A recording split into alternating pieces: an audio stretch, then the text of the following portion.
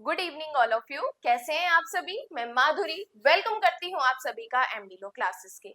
ये अपनी जो बीएनएसएस की सीरीज स्टार्ट हो रही है। बीएनएसएस में हमने लास्ट सेक्शन 13 तक कवर कर लिया था, जिसमें हमने first class, second class, CGM, ACGM इनके बारे में पढ़ा था। आज अपने एग्जीक्यूटिव मजिस्ट्रेट के बारे में पढ़े हैं कि ये एग्जीक्यूटिव मजिस्ट्रेट कौन होता है, इनको कौन अपॉइंट करता है, क्या एडीएम, एसडीएम सभी एग्जीक्यूटिव मजिस्ट्रेट होते हैं और ये किन के कंट्रोल में रहते हैं। ये सारी चीजें आज अपने सेक्शन में कवर करने वाले हैं। इससे पहले बीएनएस की अपनी एमसीक्यूज की सीरीज जो है वो मेंबरशिप के लिए कंटिन्यू चल रही है। वहां पर हमने 100+ क्वेश्चंस कर लिए हैं, जिसमें एक्स्ट्रा चीजें जो कि मेंबरशिप के लिए अर्ली एक्सेस है, जिसमें हम आपको मेंस की आंसर राइटिंग बताते हैं।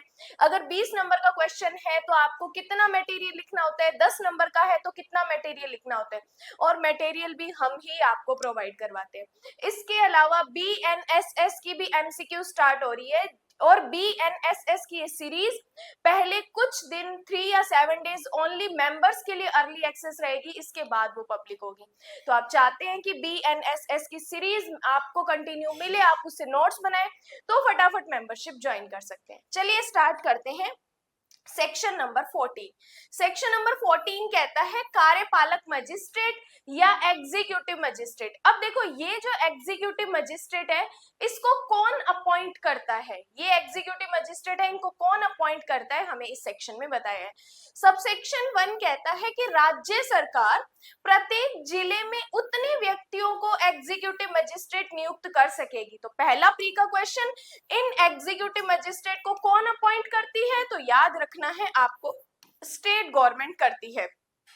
ये एग्जीक्यूटिव मजिस्ट्रेट बैठते कहां पर है, तो एवरी डिस्ट्रिक्ट में क्या होते हैं, एग्जीक्यूटिव मजिस्ट्रेट होते हैं, जितने वे ठीक समझे, और उनमें से एक को जिला मजिस्ट्रेट नियुक्त करेगी। अब इन्हीं एग्जीक्यूटिव मजिस्ट्रेट में से एक को हम क्या करते हैं, डीएम अपॉइंट करते हैं, जिला मजिस्ट्रेट अपॉइंट करते हैं, जिसे हम कलेक्टर भी कह सकते हैं। Subsection 1, in every district the state government may appoint as many persons as it thinks fit to be executive magistrate and shall appoint one of them to be district magistrate। क्या कहा, executive magistrate को state government higher करती है, appoint करती है। इन्हीं executive magistrate में से हम कौन निकालते हैं, डीएम निकालते हैं। तो डीएम की अपॉइंटमेंट भी इनडायरेक्टली किसके द्वारा हुई, स्टेट गवर्नमेंट के द्वारा हुई। उसके बाद बात करते हैं सबसेक्शन 2। सबसेक्शन 2 कहते हैं राज्य सरकार किसी एग्जीक्यूटिव मजिस्ट्रेट को अपर जिला मजिस्ट्रेट नियुक्त कर सकेगी। मतलब ये ही स्टेट गवर्नमेंट इन्हीं एग्जीक्यूटिव मजिस्ट्रेट से क्या अपॉइंट कर सकती है, एडीएम। इन्हीं एग्जीक्यूटिव मजिस्ट्रेट से, इनमें डीएम हमने निकाला, इन्हीं एग्जीक्यूटिव मजिस्ट्रेट से हम क्या निकालेंगे, एडीएम, अपर जिला मजिस्ट्रेट। और ऐसे मजिस्ट्रेट को इस संहिता या तत्समय प्रवर्त किसी अन्य विधि के अधीन जिला मजिस्ट्रेट की ऐसी शक्तियां प्राप्त होंगी जो राज्य सरकार निर्दिष्ट करे। मतलब ये डीएम किसके इक्विवेलेंट, एडीएम किसके इक्विवेलेंट होगा, डीएम के इक्विवेलेंट होगा, क्योंकि एडीएम की वही पावर होंगी जो डीएम की होंगी, और जैसा स्टेट गवर्नमेंट बताए। Then subsection 2, the state government may appoint any executive magistrate to be an additional district magistrate, and such magistrate shall have such of the power of a district magistrate under this Sanhita or under any other law for the time being in force as may be directed by the state government। तो यहाँ पर state government DM executive magistrate appoint कर रही है, उन्हीं executive magistrate में से DM और एडीएम भी अपॉइंट कर रही है। और ये डीएम और एडीएम दोनों क्या होते हैं, इक्विवेलेंट होते हैं। इन दोनों की पावर कैसी होती है, सेम होती है। तो सबसेक्शन 1 में हमने डीएम अपॉइंट किया, सबसेक्शन 2 में हमने एडीएम अपॉइंट किया। देन सबसेक्शन 3, जब कभी डीएम का पद रिक्त हो जाता है, अंडरलाइन कर सकते हैं किसका, किसकी बात कर रहे हैं, सबसेक्शन 3 डीएम के पद की रिक्ति के बारे में बात कर रहे हैं। रिक्ति हो जाने के परिणाम स्वरूप कोई अधिकारी अस्थायी रूप से, मतलब टेम्परेरी तौर पर जिले के कार्यकारी प्रशासन का कार्यभार ग्रहण करता है, तो वह ऐसा अधिकारी राज्य सरकार के आदेशों के लंबित रहने तक इस संहिता द्वारा जिला मजिस्ट्रेट को प्रदत्त सभी शक्तियों का प्रयोग करेगा। मतलब जब हमारे पास डीएम का पद खाली है, उस सीट पर डीएम नहीं है, तो फिर स्टेट गवर्नमेंट क्या करेगी, ऐसा कार्यकारी प्रशासन पर्सन अपॉइंट करेगी जो कि डीएम का काम करेगा। और उन सभी कृत्यों का पालन करेगा जो डीएम को प्रदत्त है जिन पर उस पर अधिरोपित की गई है। मतलब उसकी पावर भी वो पर्सन हायर करेगा और उसकी जो भी ड्यूटीज है, जो भी उसकी कर्तव्य है, वो भी कौन हायर करेगा? वो पर्सन हायर करेगा, लेकिन ओनली टेम्परेरी टाइम के लिए। जब तक उस सीट पर हमारा डीएम नहीं आ जाता तब तक वो पर्सन डीएम का काम संभालेगा।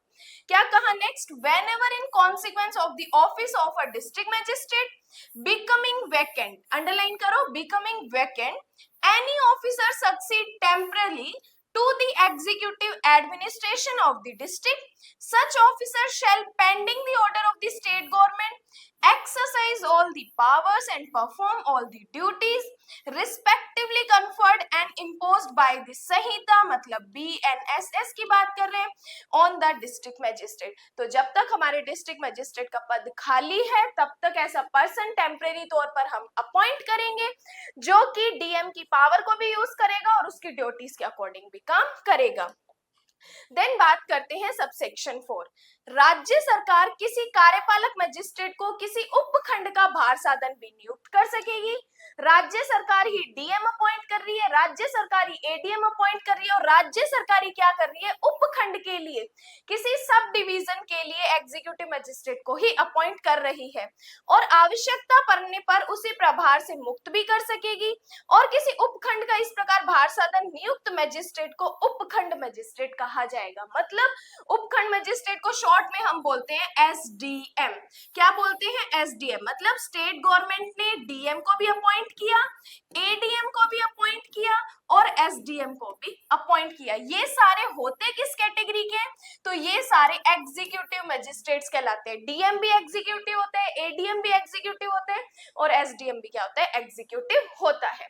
The state government may place any executive magistrate in charge of a subdivision and may relieve him to charge as occasion requires, and the magistrate so placed in the charge of a subdivision shall be called the subdivisional magistrate।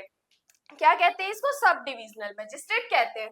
तो subsection 4 में आप लिख सकते हो उपखंड magistrate के बारे में बताया है। उपखंड मजिस्ट्रेट, किसी उपखंड का पर किसी उपखंड के लिए स्टेट गवर्नमेंट क्या करती है? उपखंड मजिस्ट्रेट को हायर करती है। Then subsection 5। सबसेक्शन 5 कहता है कि राज्य सरकार साधारण या विशेष आदेश द्वारा तथा ऐसे नियंत्रण और निर्देशों के अधीन रहते हुए जिन्हें वह अधिरोपित करना। ठीक समझे? सबसेक्शन 4 के अधीन अपनी शक्तियां जिला मजिस्ट्रेट को प्रत्यायोजित कर सकती है। मतलब कि अगर स्टेट गवर्नमेंट चाहे तो सबसेक्शन 4 मतलब एसडीएम की बात कर रहा है, एसडीएम के अधीन अपनी शक्तियां किसको? जिला मजिस्ट्रेट को प्रत्यायोजित कर सकता है, डीएम को वो पावर्स दे सकता है। The state government may by general or special order and subject to such control and direction, नियंत्रण के बारे में बात कर रहे हैं, as it may deems fit to impose delegate, प्रत्यायोजित कर सकता है powers under subsection 4 of the district magistrate. तो स्टेट गवर्नमेंट चाहे तो इन पावर्स को डेलीगेट भी कर सकता है, प्रत्यायोजित भी कर सकता है। देन सबसेक्शन 6, इस धारा की कोई बात स्टेट गवर्नमेंट को तत्समय प्रवर्त किसी विधि के अधीन पुलिस आयुक्त, पुलिस कमिश्नर की बात कर रहे हैं, को एग्जीक्यूटिव मजिस्ट्रेट की सभी या कोई शक्तियां प्रदान करने से नहीं रोकेगी। मतलब अगर स्टेट गवर्नमेंट को लगता है कि मुझे इन एग्जीक्यूटिव मजिस्ट्रेट की पावर को पुलिस कमिश्नर को देना है तो भी वो दे सकती है, स्टेट गवर्नमेंट को नहीं रोका जाएगा। Nothing in this section shall preclude the state government from conferring under any law for the time being in force on a commissioner of police all or any of the power of executive magistrate की state government चाहे तो executive magistrate की powers को किसी police commissioner को भी दे सकता है। अब यहाँ पर हमारे प्री और मेंस के क्वेश्चन बनते हैं। देखो पूरा क्वेश्चन सबसेक्शन 1 से सबसेक्शन 6 मेंस का बनता है और प्री के क्वेश्चन जैसे डीएम को कौन अपॉइंट करता है? State government. एडीएम को कौन अपॉइंट करता है? State government. एसडीएम को कौन अपॉइंट करता है? State government. और डीएम का पद खाली है तो टेम्परेरी तौर पे किसी पर्सन को अपॉइंट भी कौन करता है? स्टेट गवर्नमेंट करता है। और तो और पुलिस कमिश्नर को भी एग्जीक्यूटिव मजिस्ट्रेट की पावर दी जा सकती है। तो ये सारे हमारे क्वेश्चन प्री के लिए इंपॉर्टेंट है। तो सेक्शन 14 हमें किसके बारे में बताता है? एग्जीक्यूटिव मजिस्ट्रेट के बारे में बताते हैं। देन सेक्शन 15 कहता है विशेष कार्यपालक मजिस्ट्रेट, स्पेशल एग्जीक्यूटिव मजिस्ट्रेट। अब देखो ये स्पेशल है तो ऑब्वियस ही बात है, इससे पहले भी हम पढ़ के आए हैं, स्पेशल मैटर के लिए, स्पेशल वर्क के लिए इसे अपॉइंट करेंगे। कौन करेगा? तो अंडरलाइन करो, राज्य सरकार।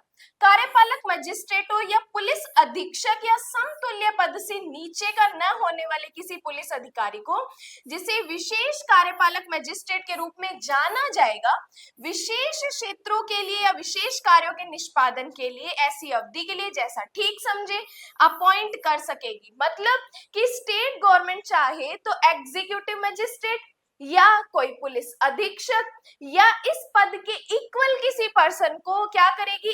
स्पेशल एग्जीक्यूटिव मजिस्ट्रेट अपॉइंट करेगी। तो यहां से प्री का क्वेश्चन निकलता है, स्पेशल कार्यपालक मजिस्ट्रेट किसे अपॉइंट किया जा सकता है? एग्जीक्यूटिव मजिस्ट्रेट में से अपॉइंट किया जा सकता है, या जो पुलिस अधीक्षक है उसको अपॉइंट किया जा सकता है, या पुलिस अधीक्षक के इक्वल किसी लेवल के पद के पर्सन को भी हम स्पेशल एग्जीक्यूटिव मजिस्ट्रेट अपॉइंट कर सकते हैं। करेगा कौन? स्टेट गवर्नमेंट करेगी, राज्य सरकार करेगी। और ऐसे विशेष कार्यपालक मजिस्ट्रेट को ऐसी शक्तियां प्रदान कर सकेगी जो इस संहिता के दिन कार्यपालक मजिस्ट्रेट को प्रदान की जा सकती है, और स्पेशल वाले को वही पावर होंगी जो स्टेट गवर्नमेंट उस एग्जीक्यूटिव मजिस्ट्रेट को देती है। अब एग्जीक्यूटिव मजिस्ट्रेट डीएम भी हो सकता है, स्पेशल एग्जीक्यूटिव मजिस्ट्रेट डीएम भी हो सकता है, एडीएम भी हो सकता है, एसडीएम भी हो सकता है।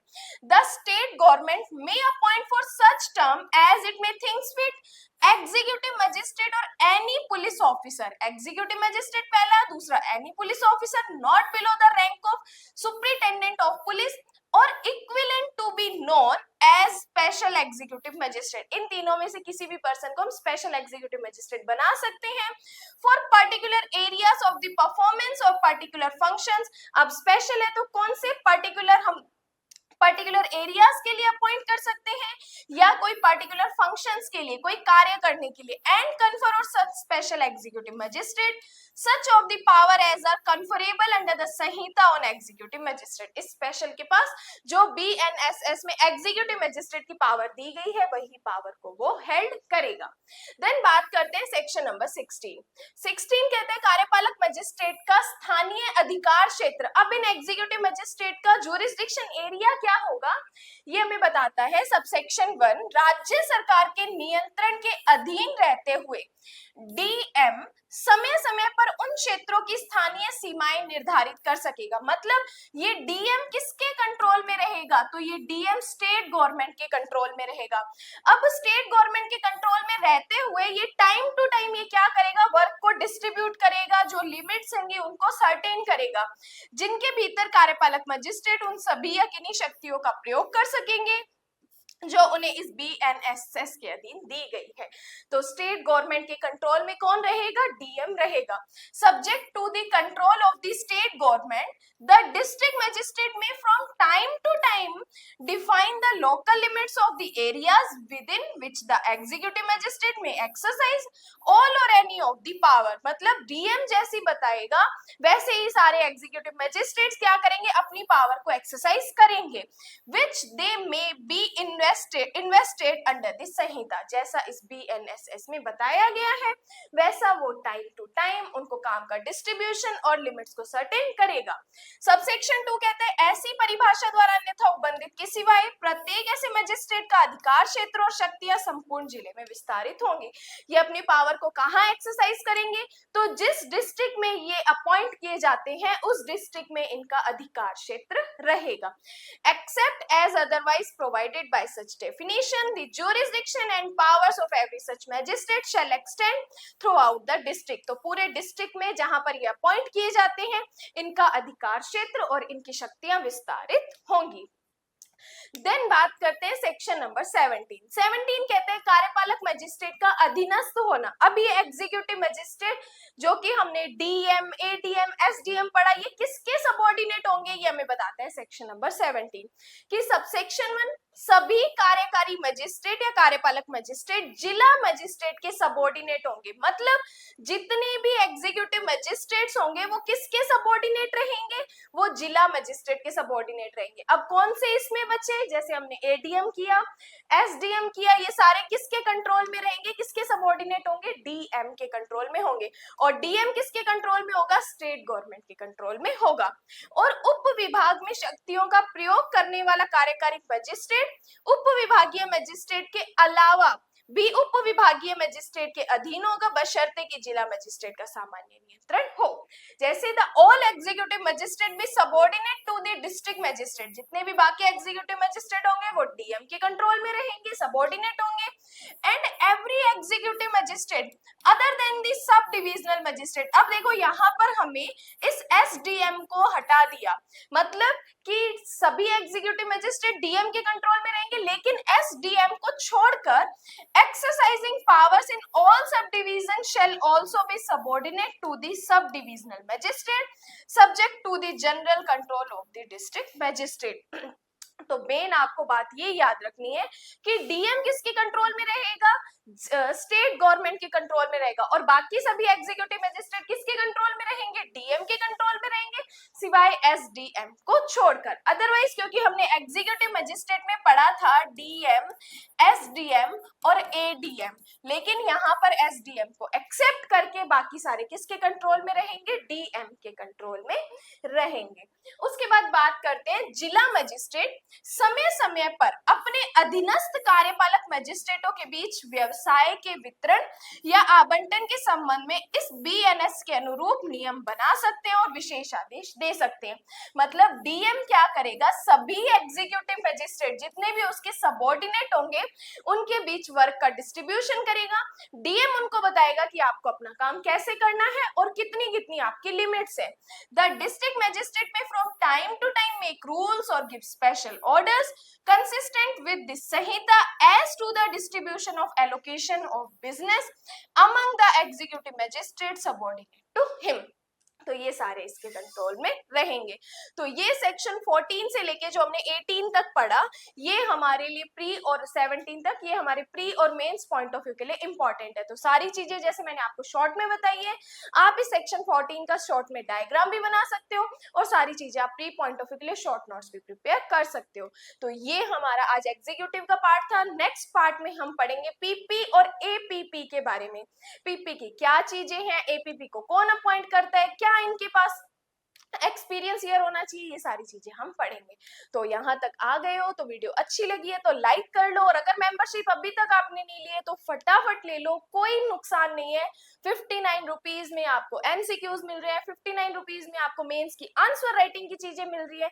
तो प्लीज फटाफट करो एंड कॉमेंट्स ड्रॉप जरूर कर दिया करो। Thank you so much.